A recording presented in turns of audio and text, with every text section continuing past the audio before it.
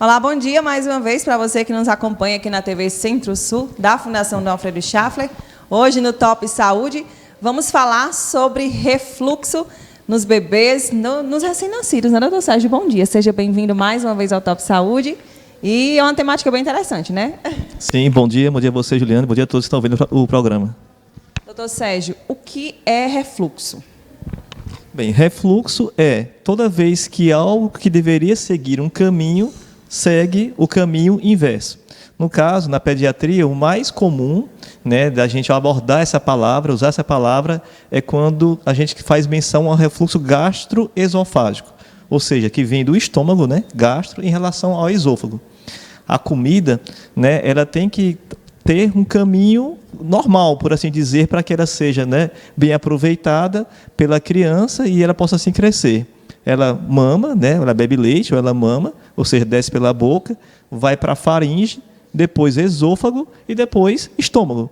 Esse é o caminho normal. Quando ela sobe de volta, né, aí a gente diz que há um refluxo. Existem vários aparatos, né? Tem travesseiro anti-refluxo, tem colchão anti-refluxo, tem berço anti-refluxo. E então quer dizer que é algo comum nesses primeiros meses de vida. Por que é tão comum um bebê ter refluxo? Bem, é comum porque a criança é um ser em amadurecimento. A criança nasce, né, com seus 3 quilos em média, ela se torna um adulto, como nós estamos aqui agora. Nesse processo, além de crescer, ganhar peso, ela também se desenvolve, ela amadurece em todo o seu funcionamento, incluindo o aparelho digestivo, né? Tanto na parte da digestão, ou seja, você transformar um alimento em nutrientes que você vai utilizar para o crescimento da criança, como também na parte da movimentação do aparelho digestivo. Ou seja, o esôfago, o estômago, eles são órgãos que se movimentam para empurrar adiante aquele alimento. Então, esse movimento, ele ainda tem algumas incoordenações, ele não é tão organizado, por assim dizer. E tem uma outra questão. Do esôfago para o estômago, existe uma válvula, né, ali que regula essa passagem. E essa válvula, na criancinha pequena, ela não funciona tão bem, né? Então, o que está no estômago pode voltar, porque essa válvula fica mais aberta, por assim dizer. É bom que a gente frise, Juliane, e quem está vendo, que é normal, mesmo em nós adultos, voltar um pouquinho do que há do estômago para o esôfago. Isso, por si só, é normal. O ruim é quando isso é muito frequente, persistente e intenso. Então, vamos explicar para o pessoal quais são os sintomas. O que é que pode perceber na criança para detectar que ela possa ter o refluxo? Ok. Então, antes de falar dos sintomas, é bom que a gente tenha um entendimento do seguinte. O refluxo, por si só, é normal, né, na criança pequena. A criança voltar o leite, golfar, né, isso é normal, né, porque ela mama bastante, ela come com muita frequência, a alimentação é totalmente líquida, ela passa boa parte do tempo deitada e, como eu falei já, o esôfago, a válvulazinha que tem entre estômago e esôfago não funciona tão bem. Então, isso é normal na maioria das vezes. Agora, se a criança apresenta uma irritabilidade que é constante, né? Ou seja, ela chora com muita frequência, você troca a fralda e ela não para de chorar, põe no peito ou dá leite e ela não para de chorar, né? A criança que passa mais tempo irritada, estressada do que relaxada. Ou se a criança recusa a alimentação, a fórmula, se toma a fórmula, ou mesmo o seio materno quando ela só mama.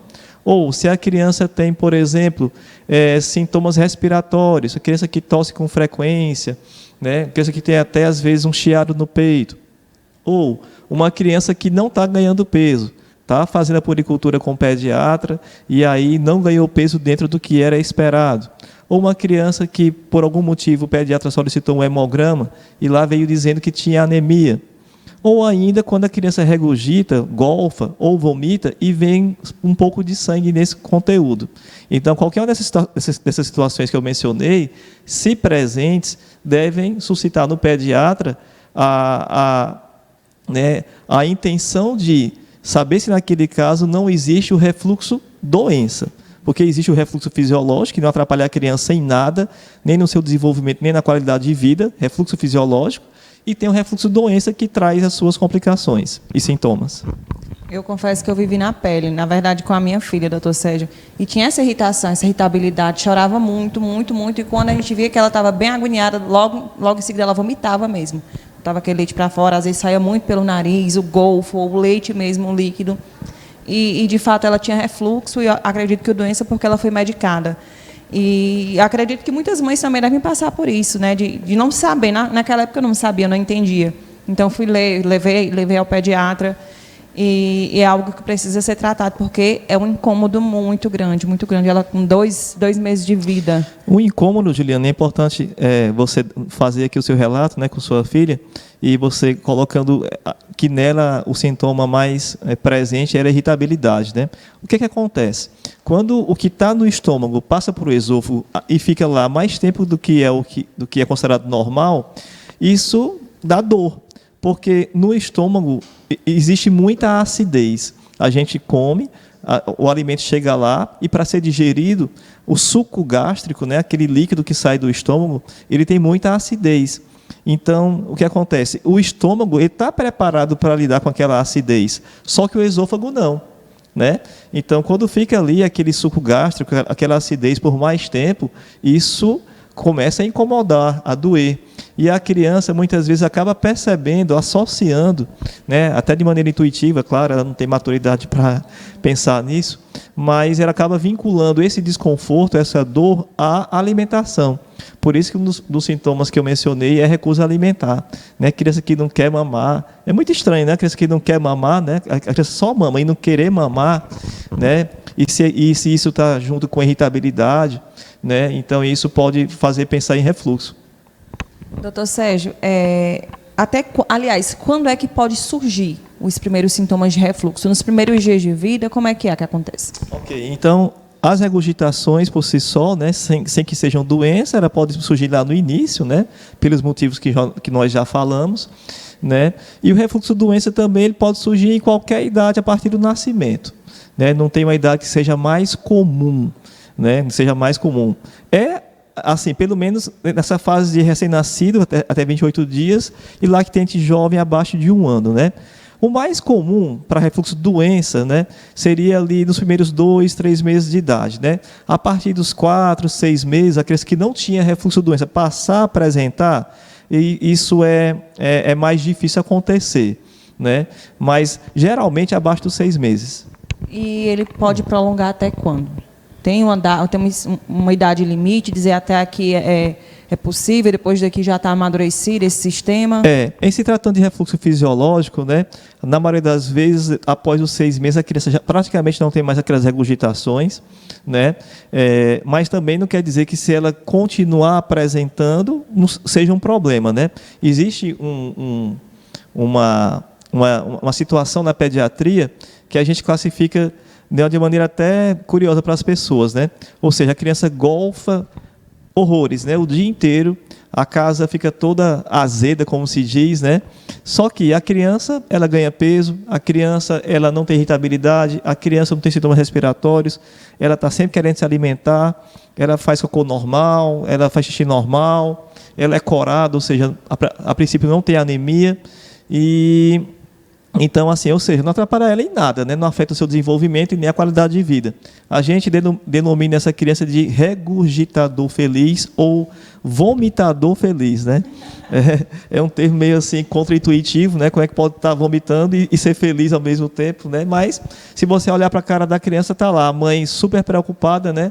E a criança lá sorrindo, brincando com você e não tem doença ali, né? Então isso aí.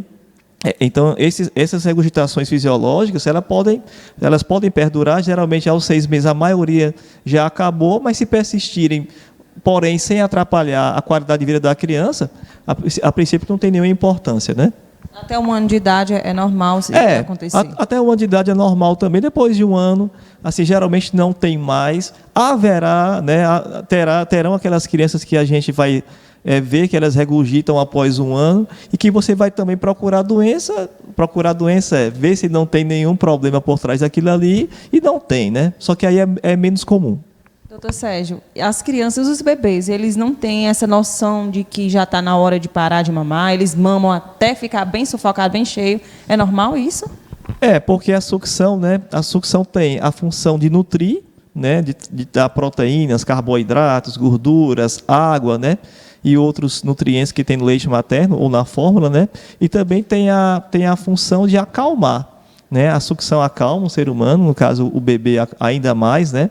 E nada melhor para todo mundo, né? Claro, principalmente para o bebê e para sua mãe, que ela se acalme sugando o seio materno. Só que nesse processo ela pode ultrapassar o limite na capacidade gástrica, né? De acomodar aquele leite, e aí fica na quantidade em que ela possa ter os refluxos, né, a regurgitação ou o vômito com mais frequência. Então pode-se dizer que isso também é uma das causas, né? O bebê mamar bastante? Sim, é uma das causas, né? E tanto que até a gente é um dos fatores que pode influenciar. Tanto que a gente até orienta as famílias que nem sempre aquele choro vai ser para mamar, né? O choro pode ser porque é uma fralda para trocar, ou porque está com frio ou calor, ou porque quer que simplesmente pegue no braço, ou quer dar uma voltinha na calçada, né? E nem sempre vai ser fome, né? Aí é muito comum que as pessoas às vezes achem isso e deem a fórmula ou o peito, né? E a criança às vezes não recusa, né? E aí acontece de ser um dos fatores que podem influenciar para que haja a regurgitação. É incrível. Sempre volta para o aleitamento materno, porque eu acredito que seja o centro, né, da saúde da criança. A minha filha, sempre que tomava banho, quando terminava, ela já procurava o peito. Queria mamar. Sempre, sempre, sempre. Doutor Sérgio, existem refluxos diferentes, né, causas diferentes, né? Falamos do que é normal, falamos do que é doença, mas quais os outros tipos? E quais as outras possibilidades da criança ter refluxo? Bem, lembrar que a gente falou, né, que a criança pode regurgitar e tudo, isso é normal até certo ponto, se não trouxer complicações ou sintomas, afetar a qualidade de vida ou seu desenvolvimento, né? Mas também, Juliane, quem está assistindo, a gente tem que lembrar que tem refluxo que parece que não tem. É o famoso refluxo oculto, né? Porque, assim, refluxo é quando o que está no estômago volta, ele sobe, né? Mas não precisa, né, não é necessariamente atingir a boca e ser eliminado. Se o conteúdo do estômago fica mais tempo no esôfago, isso por si só é o refluxo gastroesofágico. Não é refluxo gastro-oral, né? É gastroesofágico. É comum que haja eliminação, mas às vezes não vai haver. E aí vai ter que existir um grau de suspeição grande do pediatra para poder lembrar dessa possibilidade, né? Para entender que aqueles sintomas que a criança está apresentando são consequência de um refluxo que não está sendo exteriorizado. Isso é um ponto que a gente tem que levar em consideração também. Como é que é feito o diagnóstico? Bem, o diagnóstico ele é feito clinicamente, né? Não é necessário o exame para fazer o diagnóstico, geralmente, né? Até há aquele caso que vai precisar, mas isso é exceção à regra, não é o mais comum. O diagnóstico é feito baseado na história que a mãe conta e o pai, né? E no que você também observa ali do exame fixo da criança, né? Se a mãe fala que regurgita com frequência, né? Então já tem o refluxo fisiológico, e se tem as complicações já comentadas antes, aí o refluxo doença, né? Ou quando não tem o refluxo exteriorizado, né? Ela não elimina, não golfa, não vomita, mas aí tem sintomas, né? Ou complicações que podem ser atribuídas, por exemplo, uma criança que não ganha peso, né? Você vai investigar as causas, uma das causas pode ser a doença do refluxo. A criança que está com anemia, por que está com anemia? Né? Não está ingerindo, não está mamando, não está ingerindo ferro, ou está perdendo esse ferro porque o estômago está inflamado, o esôfago também, né? Então você pensa nessa possibilidade, né?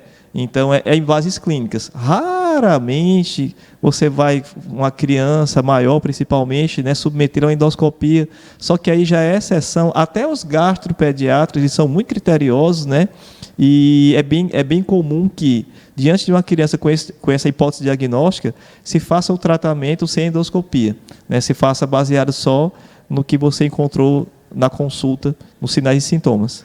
Existem, então, refluxos mais graves que pode chegar a necessitar desse exame, né, de endoscopia? Sim, a depender da idade, da gravidade também, né? Você vai lançar a mão de um exame como esse. Tem um exame que mede a acidez, né, que é a pH-metria, pH de acidez, né? Lembra das nossas aulas de química, né? Brincadeira, pessoal, não precisa lembrar não. Então, um exame que mede a acidez do estômago do esôfago, né? Coloca-se uma sondinha no esôfago e essa sonda fica lá 24 horas, né? Medindo a acidez. Isso aí também é uma coisa mais rara de se fazer. Existe um exame que você dá um contraste para a criança engolir e aí ela vai para uma clínica engolir esse contraste, faz uma radiografia e vê o formato do esôfago e do estômago, né? Isso também pode ser feito. Tem a cintilografia, né, que também pode detectar o refluxo do que tem no estômago para o esôfago, né? É um exame de medicina nuclear, que aqui em Pix, por exemplo, não faz, só faz em grandes centros, né? Então, a depender do caso, exames podem ser solicitados, mas a maioria não vai precisar de exames, os exames não são necessários, você pode fazer o diagnóstico baseado no aspecto clínico, né? E ter uma boa resposta. E pode causar problemas ainda mais graves, o refluxo, problemas de saúde respiratória, estomacal, por conta desse refluxo que não foi tratado? Pode, né? Pode sim, pode levar a um quadro de perda de peso ou não ganho de peso, né? Porque, imagine, a criança ela vai começar a recusar a alimentação, né? E aí ela vai mamar menos. E aí, consequentemente, ela não ganha peso, até perde peso às vezes. Ela pode acontecer um quadro de anemia, né? Porque, assim, uma causa importante de anemia é quando o ferro que está contido nos alimentos e no ferro que é suplementado não é absorvido adequadamente para o sangue, né? Não passa para o sangue. E o refluxo gastroesofágico pode causar isso aí, né? Também pode acontecer de ter problemas respiratórios, né? Um broncoespasmo, né? A acidez sobe do estômago para o esôfago, atinge lá a região da garganta e pode voltar para a via aérea, né? Ali para a traqueia, para os brônquios e para os pulmões. Até pneumonias de aspiração podem acontecer, né? Devido à questão do refluxo. Então, complicações podem acontecer sim. Era uma coisa que eu me preocupava muito, era aspirar, né? Porque às vezes vinha pelo nariz e quando vinha pelo nariz eu ficava bem preocupada. Já peguei a minha filha roxinha porque estava vindo essa regurgitação pelo nariz e era algo que eu li que era para ficar sempre atento à criança com refluxo, né, doutor Sérgio? É bom ficar atento. Sim, é bom ficar atento, né? Isso pode acontecer, né? É até uma preocupação, né? Você mencionou a sua história, o seu relato, né, Juliane? E porque isso sim pode acontecer, né? Aí a orientação é você tomar, né, adotar as famosas medidas posturais que têm por objetivo diminuir, né, os fatores que levam o leite a refluir. Com a criança que tem refluxo, os cuidados pós-mamada, a forma de deitar, como é que é? Conta pra gente. Pronto, então, se o que acontece no refluxo é que o leite volta, né, do estômago para o esôfago, a gente vai dificultar esse retorno aí de que forma? Usando a lei da gravidade, né? Então, imagine que se a criança está deitada, estômago e esôfago estão no mesmo nível, então fica mais fácil voltar. A válvulazinha está aberta, né, que é o esfíncter, então esse retorno fica mais fácil. Se a criança fica na vertical ou mais perto da vertical, ou seja, em pezinha, né, então isso aí vai ser mais difícil acontecer. Então, na hora de amamentar, você procurar deixar a criança mais na vertical, menos deitada, mais em pezinha possível, né? Isso aí já começa por aí. Depois que a criança mamou, esperar alguns minutos, né? 20 minutos pelo menos, às vezes 30, depende de cada caso, para poder deitar a criança, né? Colocar ela no berço novamente. Também é evitar trocar a fralda da criança logo após que ela mamou, porque acabou de mamar. Aí você vai e coloca ela deitada, né? Vai trocar a fralda, levanta as pernas, vai comprimir o estômago sobre o esôfago, né? E já vai também retornar. O berço da criança é interessante que ele seja inclinado, né? A parte de trás da cabeça fique mais alta do que a parte da frente. Você pode colocar umas latas de leite ou uns tijolos que seja, alguma coisa que fique embaixo da parte de trás do berço para que ele fique mais não fique totalmente na horizontal, né? Os travesseiros anti-refluxo podem ser utilizados, mas aí a criança tem que ficar bem posicionada, ela tem que ficar com o tronco inteiro no travesseiro, não só a cabeça, porque senão piora a situação, né? E ela não escorregar, claro. Se você conseguir colocar isso em prática, o travesseiro pode ajudar. Então, isso tudo é importante, né? Sim, outra coisa importante, né? Lembrei até com esse entusiasmo, porque é muito comum, eu acho que está no DNA das pessoas, né? As pessoas, quando estão com a criança que está chorando no braço, isso, já você como mãe já pegou aí sem nem eu falar. ficar sacudindo a criança, né? Eu sempre pergunto isso, às vezes as pessoas fazem isso no consultório, Juliana, eu digo, rapaz, não faça isso não. Eu entendo você, se eu não fosse médico e pediatra, eu faria a mesma coisa. Mas quem é que come e fica pulando? Não é recomendado, né? Você comer e depois ficar pulando, né? E é isso que a gente faz com a criança, a gente a coloca para pular, entre aspas, né? Quando a gente fica sacudindo a criança. Então, isso não é bom, porque também favorece, claro, a que o leite retorne, que haja refluxo, né? Então, essas são as principais medidas, por assim dizer. E tem também outras, né, que são importantes. Atenção à pega, principalmente quando é no começo, a criança com um mesinho, em que a dupla ainda está se conhecendo, se adaptando, né?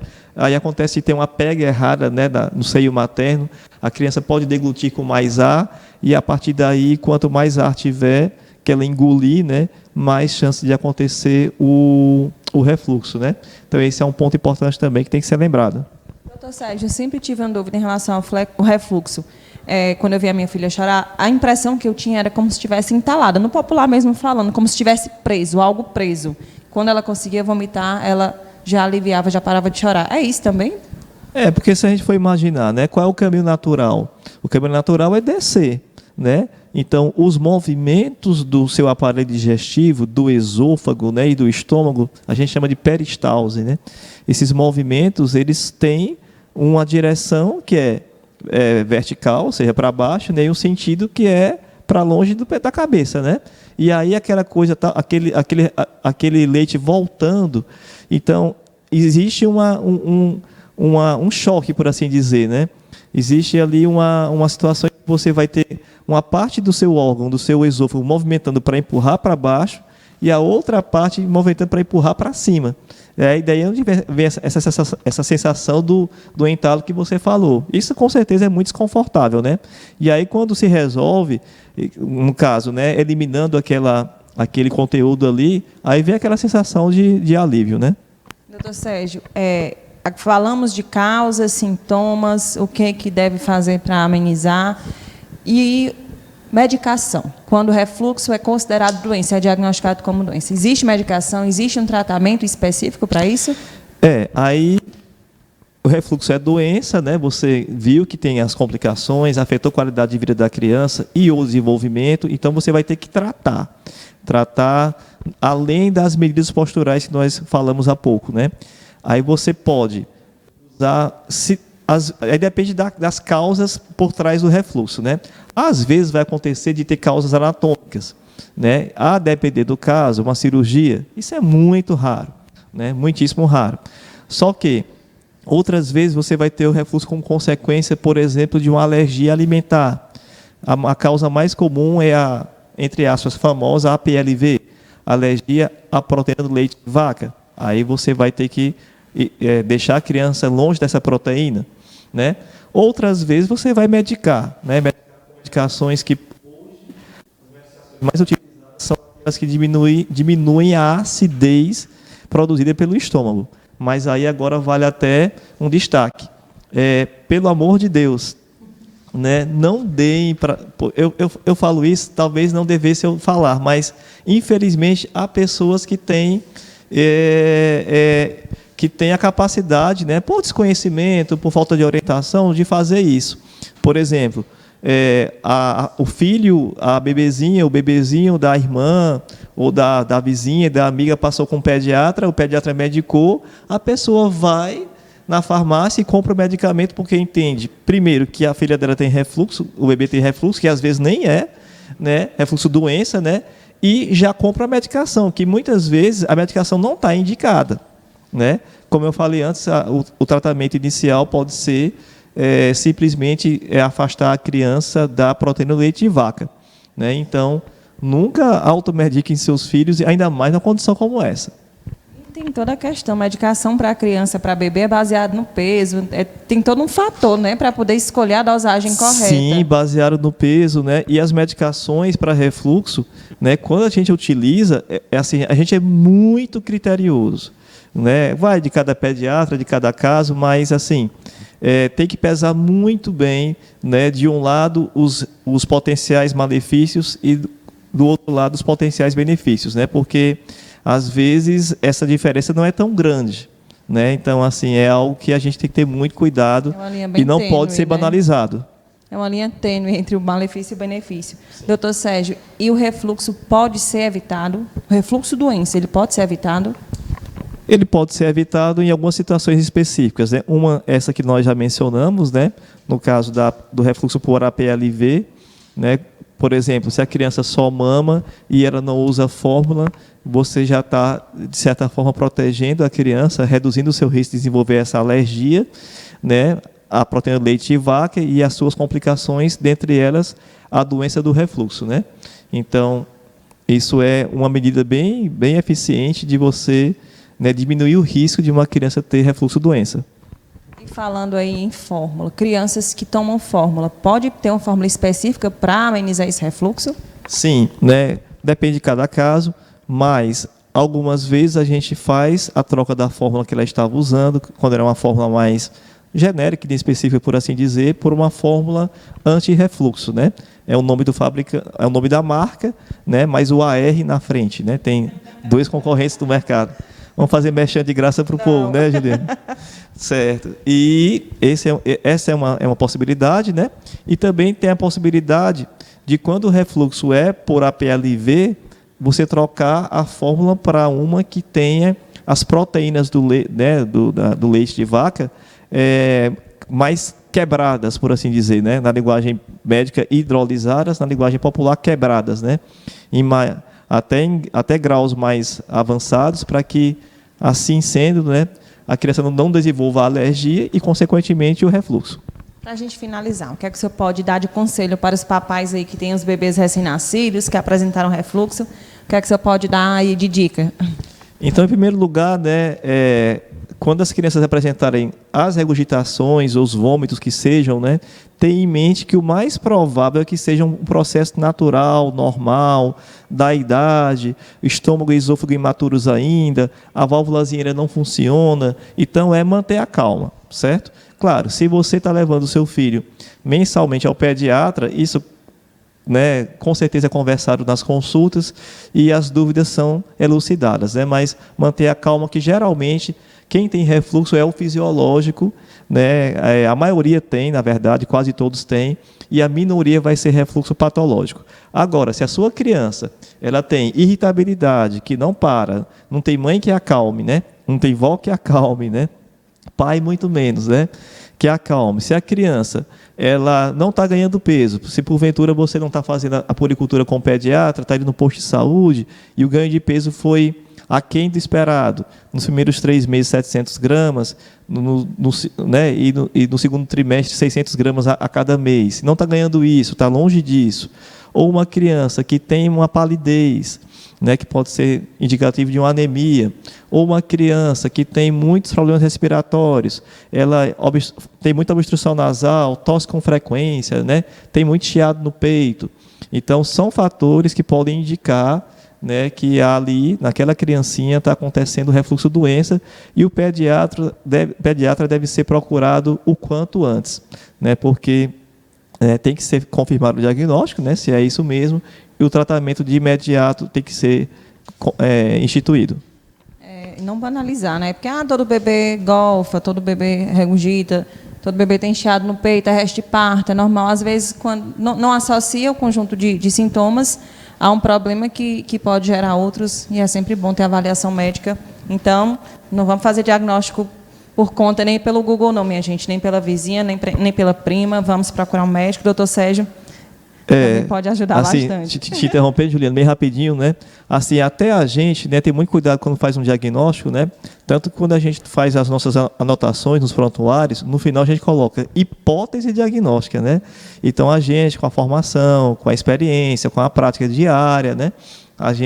É bom que a gente mantenha a umidade, os pés no chão, e no final a gente coloca hipótese diagnóstica, né? Então tem uma dificuldade, né? Então a gente que faz disso a vida, tem todo esse cuidado, esse critério, as pessoas que não são profissionais vão ter mais dificuldade ainda, né? Claro que às vezes podem acertar assim, né? Meio que na sorte, ou por buscar algum conhecimento, mas é melhor contar com o apoio de um profissional. É necessário. A produção pode colocar na tela o @ do Dr. Sérgio. Quem quiser marcar consulta, lá, ó, @Dr. Sérgio Pediatra. Lá no Instagram tem um link, né, doutor Sérgio, que dá acesso a um WhatsApp que marca consultas. Esses dias está até sem, mas qualquer coisa chama no direct que aparece Pronto, lá. Tudo se resolve, minha gente. Doutor Sérgio, ele que é médico pediatra há quantos anos? 10 anos, doutor Sérgio? Pediatra? Pediatra há 11 anos, 11 médico há anos. 20. Então, experiência tem de sobra. Está aqui conosco toda quinta-feira, trazendo tantas informações necessárias sobre saúde do bebê e do adolescente. Mais uma vez, eu agradeço a sua parceria, nosso parceiro aqui do Top Saúde. Muito obrigada. Até a próxima quinta, né? Até a quinta que vem.